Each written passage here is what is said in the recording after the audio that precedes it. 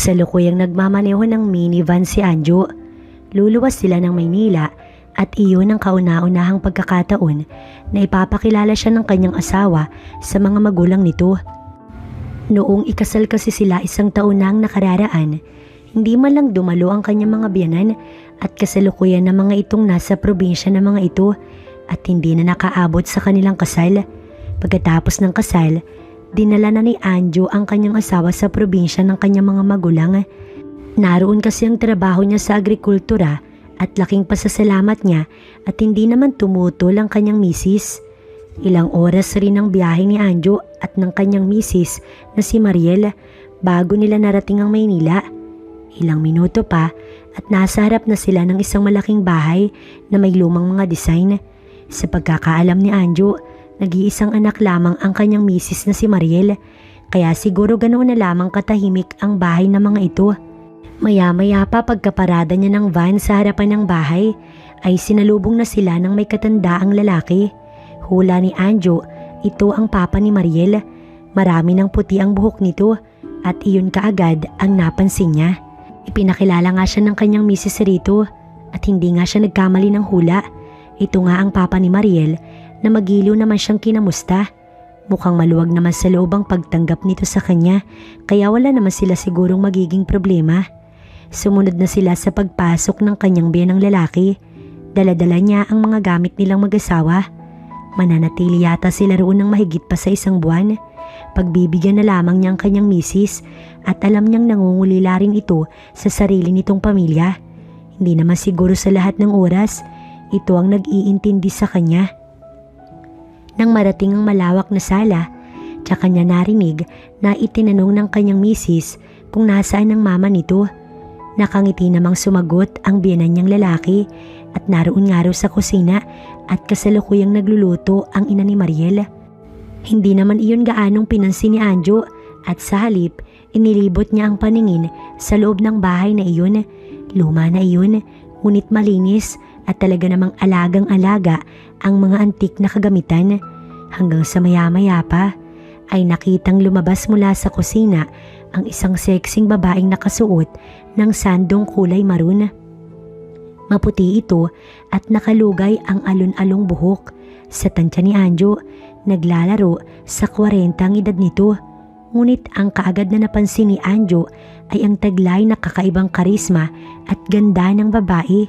Nagulat pa siya nang sinalubong ito ng kanyang misis at saka nagyakapan ng dalawa.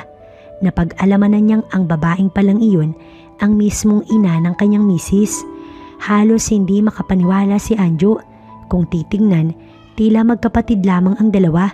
Hindi niya man lang alam na malaki pala ang agwat ng edad ng mga magulang ni Mariel sa isa't isa. Ang hindi maintindihan ni Anjo ay kung bakit tila siya napako sa kanyang kinatatayuan. Nagtataka na ang mga tao sa paligid niya sapagkat binati na pala siya't lahat ng kanyang biyanang babae. Halatang masiyahin ito at talaga namang in-entertain siya ng husto. Ngunit ano iyong nararamdaman ni Anjo? Hindi niya lubos maisip na mas maganda pa ang ina ng kanyang asawa kaysa sa anak nito. Kung titignan, ay tsak na mas may maibubuga ang katawan ng ginang. Payat kasi ang katawan ng kanyang misis habang bilugan naman ang katawan ng mama nito. Nakakapanggigil kapag ganoon. Ipinilig na lamang ni Anjo ang kanyang ulo kung ano-ano na kasi ang kanyang iniisip na hindi naman maganda. Para bang nagkakaroon siya ng pagnanasa mismo sa kanyang biyanang babae hanggang sa hindi niya na namalayan na sabay na pala silang kumakain at magkakaharap sa mahabang mesa sa dining area. Nagawa niyang tikman ang pagkaing niluto ng kanyang biyanang babae at masasabi niyang nagmana nga rito ang kanyang misis. Ngunit dahil nga sa original ang ina nito ay mas masarap itong magluto kaysa sa kanyang asawa. Pinuri niya ang luto ng kanyang biyanan dahilan kung bakit napangiti ito ng matamis. Hindi niya alam, ngunit talagang nagagandahan siya sa lahat ng kilos ng ginang. Tila ba, isa pa itong dalaga na nag-blush nang pinuri niya ang luto nito. Siguro naman ay hindi nahalata ng kanyang misis at ng papa nito ang tensyon na nararamdaman niya sa tuwing napapatitig siya sa ginang. Pinilit ni Anjo na umakto ng natural at nakakahiya naman kapag may nakahalata sa kanyang kilos. Hindi niya dapat pinag-iisipan ng ganoong bagay ang sariling ina ng kanyang misis. Nagsisi tuloy siya kung bakit pa siya lumuwas at nararamdaman niya ngayon ang mga kakaibang pakiramdam na iyon. Natapos ang pagkain at alas 6 na ng gabi. Ganoon kaaga ang kanilang hapunan sapagkat masyado silang nagutom sa biyahe. Tumungo sa isang bakanting silid ang kanyang misis kung saan niya kanina inilagay ang kanilang mga gamit habang ang biyanan naman niyang lalaki umakyat na rin sa silid ng mga ito. Naiwan siya sa kusina at naroon ang ginang. Naguhugas ito ng plato at tahimik lamang na nagmamasid si Anjo. Napapalunok siya. Kahit sa ang anggulo, talagang napakaganda ng hugis ng katawan ng ginang. Idagdag pa na hapit ang suot nitong leggings. Perpekto ang hugis ng binti at ang balakang nitong hindi katulad ng kanyang asawa. Hindi alam ni Anjo kung saan siya kumuha ng lakas upang tumayo. Akma na sana siyang aalis, ngunit natagpuan niya ang sarili na lumapit sa gawin ng ginang. Napalingon naman ito sa kanya at napangiti, sabay tanong kung ano ang kanyang kailangan. Nautal si Anjo sa pagkakataong yun. Ano nga ba ang kanyang kailangan? Wala siyang maisip na ibang dahilan, kaya naman sinabi na lamang niyang tutulungan niya ito sa paghuhugas ng mga plato. Napatawa naman ang ginang at sinabing tapos na ito sa ginagawa at hindi na kailangan. Magpahinga na lamang daw siya at alam nitong pagod ito sa biyahe. Muntik nang batukan ni Anjo ang kanyang sarili. Hindi man lang niya napansin na nagpupunas na ng lababo ang kanyang biyanan at tapos na sa paghuhugas ng plato. Nakakahiya ang ginawa niya. Ganun pa man, hindi niya pa rin magawang humakbang at umalis ng tuluyan sa harapan ng ginang. Tila siya sinasaniban ng masamang espiritu sapagkat nakatitig siya sa magandang hugis ng balakang ng ginang. Gustong gusto niyang ihapit doon ang kanyang mga kamay at talagang gusto niya iyong madama man lang hanggang sa marinig niya ang boses ng kanyang asawa at tinatawag na siya nito. Noon lamang nagising si Anjo. Nagawa niyang humakbang at tumungo sa silid kung nasa ng kanyang asawa. Inayos na pala nito ang kamang tutulugan nilang mag-asawa. Ang totoo, hindi naman siya nakaramdam ng pagod at mas lalong hindi pa siya inaantok. Ngunit dahil nga sa inaya na siya ng kanyang asawa na matulog na, wala na siyang nagawa pa. Maya-maya lang, nagawa niyang itanong sa kanyang asawa kung ilan ba ang agwat ng edad ng mga magulang. Narinig niyang tumawa ang kanyang asawa, tsaka inayos ang kanilang kumot. Tumagilid ito ng higa, paharap sa gawin niya. Ngayon alam mo nang 15 years lang ang tanda ni mama sa akin. 15 years old lang kasi siya nang mabuntis ni papa. Si papa naman noon, 30 years old na. Wala namang pinipiling edad ang pag-ibig, kaya nagkatuluyan sila. Simpleng sagot ng kanyang misis. Napag-isip-isip niya kung ilang taon na ang kanyang binang babae at naalala niyang 30 years old na pala ang kanyang misis. Ibig sabihin, nasa 45 na ang edad ng kanyang binang babae at nasa 60 na ang asawa nito. Hindi niya lubos maisip na nagawa nitong magtiyaga sa matanda rito ng 15 taon. Sa edad ng kanyang binang lalaki, tiyak na hindi na nito kayang pasayahin ng isang babae. Naisip tuloy ni Anjo na posibleng nagtitiis lamang ang ginang sa gabi-gabing malamig at hindi na kaya ng asawa nito ang pasayahin nito ng husto. Talaga nga namang napakaswerte ng ama ng kanyang misis. Dito ba naman napunta ang isang napakagandang babae katulad ng kanyang biyanan? Hindi na muling nagtanong pa si Anjo, kaya naman tuluyan ang nakatulog ang kanyang misis habang siya naman ginugulo ng kanyang sariling isipan. Hindi niya magawang umidlip man lang. Pabiling-biling lamang siya sa kama. Naiinis na siya sa kanyang sarili, ngunit sa tuwing ipinipikit niya ang kanyang mga mata, mukha ng ginang ang kanyang nakikita. Tila ba ito na ang pinapantasya niya at sa isang iglap lamang nabaliwala ang kanyang asawa. Nagkaroon siya ng labis na kagustuhan na mahawakan man lang ang kahit na balat ng ginang. Iyon bang maramdaman man lang sana niyang init ng katawan nito? Sa tanang buhay ni Anjo, noon lamang siya nakaramdam ng ganoong pakiramdam. Naguguluhan siya at hindi niya lubos akalain na ang ginang pa ang dahilan nun. Sumapit na ang hating gabi, ngunit ayon, hindi pa rin makatulog si Anjo. Hindi siya mapakali. Naroon ang kagustuhan niyang silipin man lang ang kanyang mga biyanan. Tiyak na natutulog na ang mga ito. Dahil nga sa hindi maipaliwanag na puwersa, nagawang bumangon ni Anjo. Dahan-dahan siyang lumabas ng silid na iyon, tsaka pumanhik sa itaas. Bahagyang natuwa si Anjo nang makitang awang ang pinto ng silid ng kanyang mga biyanan. Dahan-dahan siyang sumilip at may naririnig siyang pag-uusap. Matyagang nakinig si Anjo sa labas lamang ng pinto ng mag-asawa. "Ano ka ba naman, Rogelio? Kahit ngayon lang Sige naman na, pagbigyan mo na ako. Namimiss ko na eh." Narinig niyang wika ng ginang. "Myla, matanda na ako para sa ganyan. Alangan namang pilitin ko, ayaw na nga." Sa puntong iyon, alam na ni Anjo kung anong pinag-aawayan ng dalawa. Bigla siyang kinabahan nang marinig na padabog na bumangon ang ginang. "Talagang napakawalang kwenta. Bakit kasi ako nagpakasal sa mas matanda sa akin ng dihamak?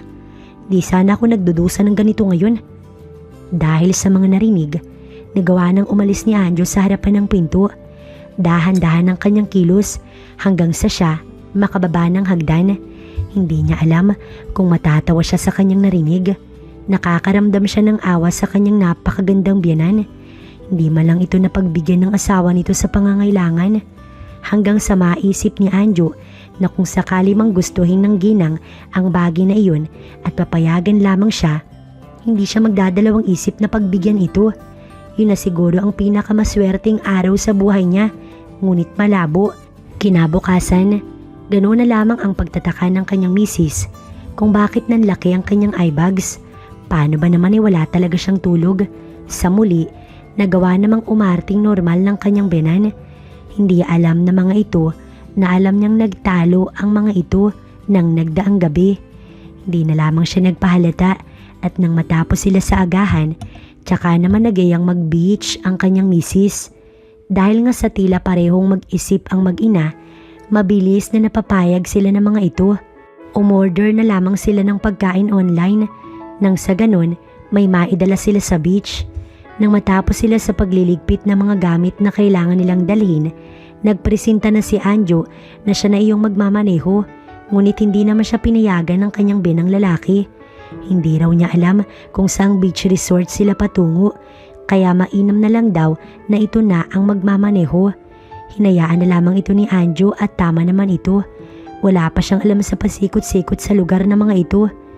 Hindi na napansin ni Anjo kung ilang minuto rin ang biniyahe nila bago nila marating ang isang resort kung saan walang masyadong tao. Ipinarada ng kanyang biyanan ng sasakyan, kaya naman nauna ang mag-ina upang kumuha ng cottage. Siya naman, kinuha ang kanilang mga gamit upang sumunod sa mag-ina. Isang hindi kalakihang cottage ang kanilang nakuha. May 2 silid iyon sapagkat balak nilang mag-overnight dun. Bakas naman ang saya sa mag-ina at natutuwa si Anjo na nakikitang masaya ang kanyang asawa at ang ginang. Gayunpaman, hindi mawala-wala ang berdeng kaisipan ni Anjo ukol sa ginang.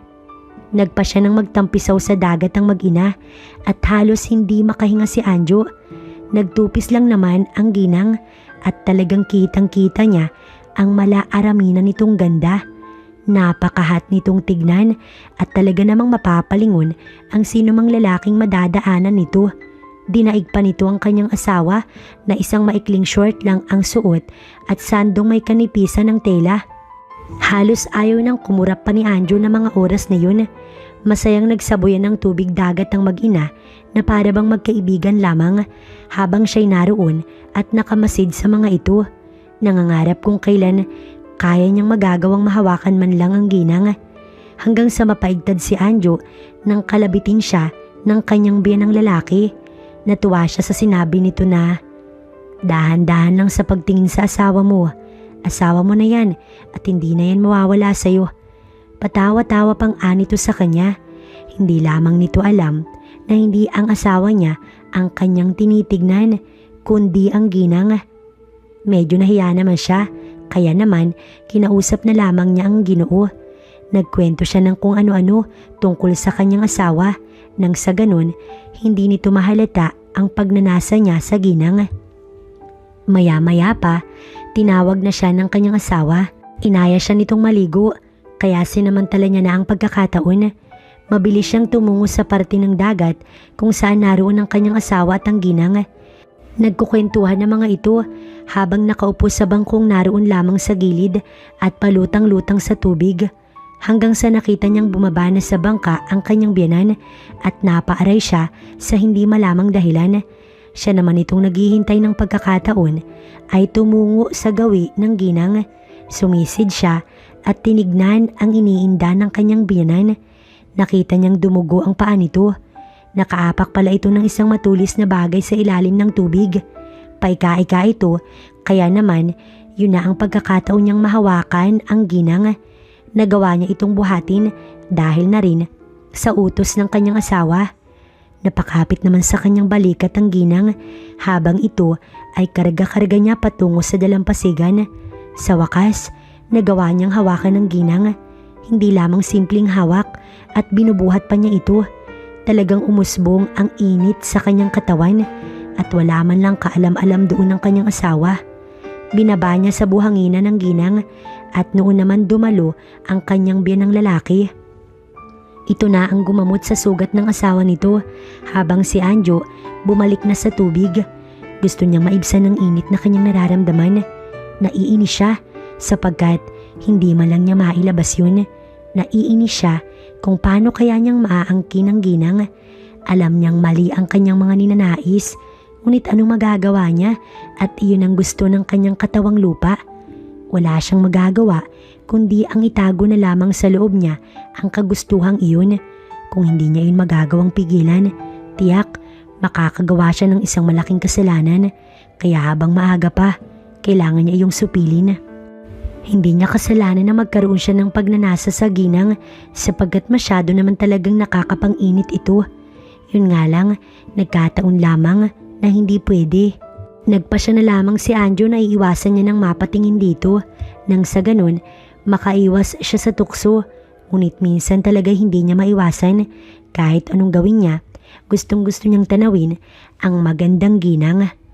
Gabi na at walang kahit na anong maririnig kundi ang paghampas ng mga alon sa dalampasigan ng resort na iyon. Kaunti lamang ang taong nag-overnight ng gabing yun at may kanya-kanya namang space ang cottage na naroroon. Pagkatapos ng hapunan, napagpasya ni Anjo na maglakad-lakad muna sa dalampasigan. Ang kanyang misis, pinili na lamang na magpahinga at masyado raw itong napagod sa paglangoy buong maghapon. Kahit anong gawin ni Anjo, ay talagang hindi mawala-wala sa kanyang isip ang pagnanasang nararamdaman sa ginang. Kung sana hindi na lamang siya sumama sa pagluwas ng Maynila. Ngunit kagaya nga ng sabi niya, gusto lang naman niyang samahan ng kanyang misis pero hindi naman niya inasahan na maramdaman niya ang bagay na yun mismo sa hindi pa pwede. Panay ang malalim na paghinga ni Anjo ng mga oras na yun. Malamig na sa labas at mag-aalas 9 na ng gabi. Ayaw pa niyang pumasok. Ngunit tinawag na siya ng kanyang asawa na kumakaway pa sa gawin ng kanilang cottage. Napilitan na lamang na pumasok sa silid si Anjo. Ang dalawa niyang biyanan, balak na rin yata ang matulog at pumasok na rin ang mga ito. Nang makapasok, kaagad na naglambing ang kanyang asawa. Iyakap siya nito na para bang ipinahihiwatig na may gusto itong gawin. Kilalang kilala niya ang asawa at minsan lamang itong mag-aya sa kanya ukol sa bagay na iyon. Wala sa mood si Anjo, ngunit alam niyang bawal niyang tanggihan ng kanyang misis. Sa itsura kasi nito, talagang ito ay nangangailangan. Hinalikan siya ng kanyang misis at pinalalim naman ito ang kanyang halik. Napakapit pa ito sa kanyang batok. Walang kakaiba. Ito pa rin ang kanyang asawa. Ngunit sadya nga sigurong makasalanan siya. Habang hinahalikan niya ang kanyang asawa, ay iba naman ang kanyang nasa isipan. Walang iba kundi ang ginang. Iniisip niya na ito ang kanyang asawa. Kaya naman mas tumindi pa ang ginawa niyang paghalik sa kanyang asawa. Nagulat man ito, hindi naman siya tinutulan. Hinayaan lamang siya nito sa kung anong ginagawa niyang kapusukan. Mas tumitindi ang init na kanyang nadarama, lalo na pag naiisip niyang ginawa niyang pagkarga sa ginang kanina lamang. Tuluyan na nga siyang nawala sa kanyang sarili. Nagawa niyang ihiga ang kanyang asawa sa higaang naroon. Malambot ang kamang naroon, ngunit tila ba ito iniingatang kristal na ayaw niyang mabasag. Halos hindi mapaghiwalay ang kanilang labi at sinadya iyon ni Anjo. Baka kasi kapag nakita niya ang mukha ng kanyang asawa, mawalan siya ng gana at mamulat siya sa realidad na ito ang kanyang kasama at hindi ang ginang. Ngunit nahinto siya nang marinig ang bulong sa kanya ng kanyang misis sa pagitan ng kanilang halikan. Sinabihan siya nito ng I love you, kaya ayun, bumalik siya sa realidad. Umayos ng upo at hindi maintindihan ng kanyang sarili. Maging ang kanyang asawa'y naguluhan. Tinanong pa siya nito kung ano ba ang problema. Ngunit hindi na siya sumagot at sa halip ay nahiga na. Nang makahiga, tsaka niya inaya ang kanyang asawa na kung maaari, kinabukasan noon, umuwi na sila sa probinsya. Kung magtatagal pa sila ron, tiyak na magkakasala si Anjo. Ayaw niyang tuluyang mawala sa kanyang sarili at magkasala siya sa mismong babaeng pinakasalan niya. Ngunit, inasahan na niyang hindi papayag sa kagustuhan niya ang kanyang asawa. 1 buwan pa sila bago makauwi at natatakot si Anjo. Natatakot siya sa mga posibleng mangyari. Oo nga't gusto iyon ng kanyang isip, ngunit ang kabilang parte ng kanyang isip ay kontra sa bagay na iyon. Mali ang naiisip niya. Nang gabing iyon, hindi muling nakatulog si Anjo. Nagugulo ang kanyang isip, kaya naman naroon ang kagustuhan niya na lumabas upang makalanghap ng hangin. Habang kasi katabi niya ang kanyang asawa, animoy hindi siya makahinga. Mabigat ang kanyang loob at hindi niya gusto yun. Ngunit tiniyak muna ni Anjo na tulog ang kanyang asawa. Nang matiyak na mahimbing na ang tulog nito, tsaka siya lumabas.